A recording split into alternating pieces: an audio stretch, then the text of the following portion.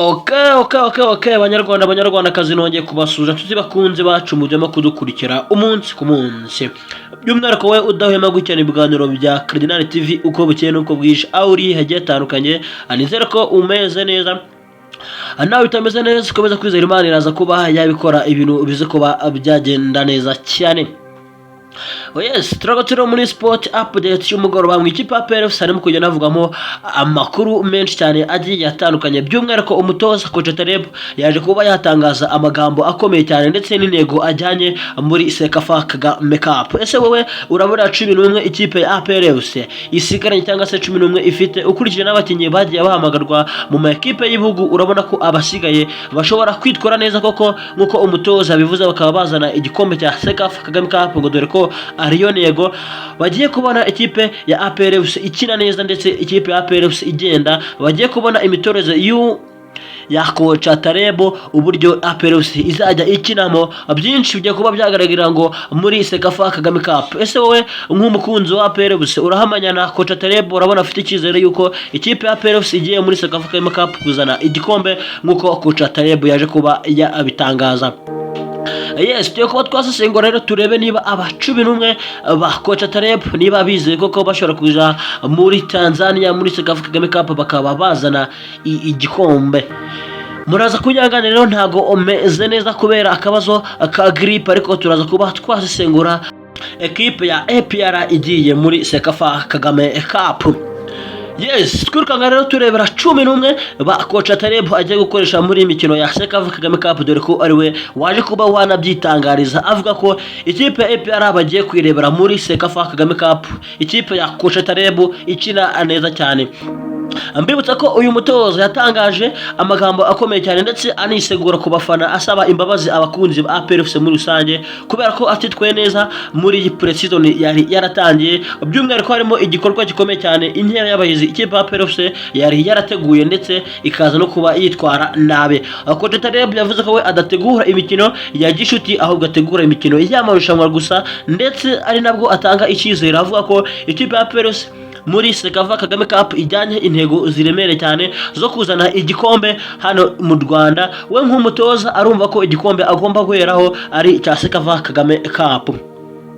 Yes, 11 rero yagiye ashiramo Ruhamya Nkiko Iva Muragisi, ashiramo Nigena Kirema ndetse na Ari Yuswane. Ku ruhande rumwe yagiye azanaho uwitwa Bugingo Hakimu, ndetse kuri kabiri nyine ku ruhande rw'iburyo agarukaho umusore witwa Jean Gilbert Kagege. Iyo ni agisi imeze neza cyane cyangwa se ni defenseur araza kuba yifatisha muri Sekafa Kagame Cup. Mu kibuga hagati yahise amanura Lamine Ba ndetse na Ngabonziza Pacifique, abo n'abakinnyi bose arimo kugenda yifashisha. N'amakuru agaruka mu ikipe ya PRFC avuga ko uwitwa Memeri Dao agomba kugaruka mu kibuga hagati, dore ko ubungubu ikipe ya Burkina Faso yaje kuba yasohora urutonde rwisanga ikipe ya Burkina Faso iteraje guhamagara Memeri Dao nawe ugomba kuguma mu ikipe ya APR, nawe araba ari kumwe nayo hariya muri Tanzania.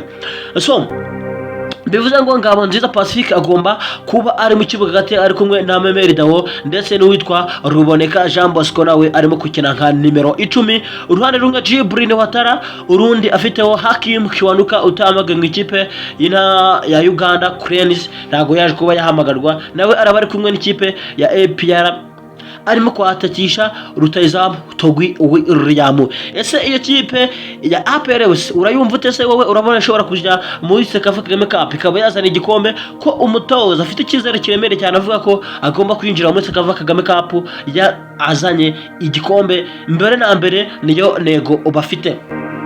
Ubwo ndavuga kuri bench cyangwa se ku ntebe yasimbura azaba afite abakinnyi bagiye batandukanye nka aba Richmond Rapti, aba Seydou Dauda n'abandi bakinnyi benshi cyane bagiye batandukanye, dore ko yanatangaje ko no mu ntare agomba gukuramo abakinnyi bagera kuri 6 nabo arajyana kwifashisha hariya mu mikino wa Sekafa Kagame Cup. Avuga ko abakinnyi yakuye mu ntare nabo bari icyo baramufasha, ndetse baramufasha no kuza squad kugira ngo abafite squad iremere cyane hariya muri Sekafa Kagame Cup. Yes, ayo ni amagambo y'umutoza Coach Taleb ugiye kumanuka hariya muri Tanzania. dore ko yagiye ahura n'amakipe agiye akomeye cyane cyangwa se yagiye atoza amakipe aremereye cyane, ngo mu myaka 25 amaze atoza amakipe agiye atandukanye ngo ntiyigera ategura umukino wa gishuti, ahubwo we ategura umukino w'irushanwa. Murasange murumva yuko kuba yarafashe umwanya gusaba imbabazi abakunzi ba APR, ibyo byonyine akabereka ko ikipe yarimo kuyiga cyangwa se yarimo kureba abakinnyi azifashisha mu bihe bigiye bitandukanye. We ngo yamaze kuba yabona ekipe azakoresha uko bukeye n'uko bwije, agomba gutwara ibikombe byose nta shiti ndetse n'intego zo kugira mu matsinda ndetse no gusezera piramide, by'umwihariko ariyo ngingo ikomeye cyane. Coach Talib afite ibyizere bikomeye cyane ko ashobora kuba yayisezerera.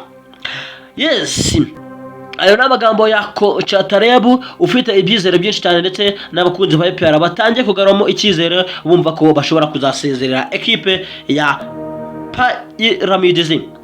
Yes, reka bashimire rero mwe mudemo kudukurikira, by'umwihariko wakanze kuri buto ya subscribe, ndagushimiye cyane. Nawe utarekana nicyo ngo ukore kuri buto ya subscribe kugira ngo ujye ubona breaking news, sport update, by'umwihariko nk'ikipe ya APR none mu ekipe agiye atandukanye, by'umwihariko we umukunzi wa APR FC n'umwihariko kugira ngo ukande kuri buto ya subscribe ujye ubona sport update.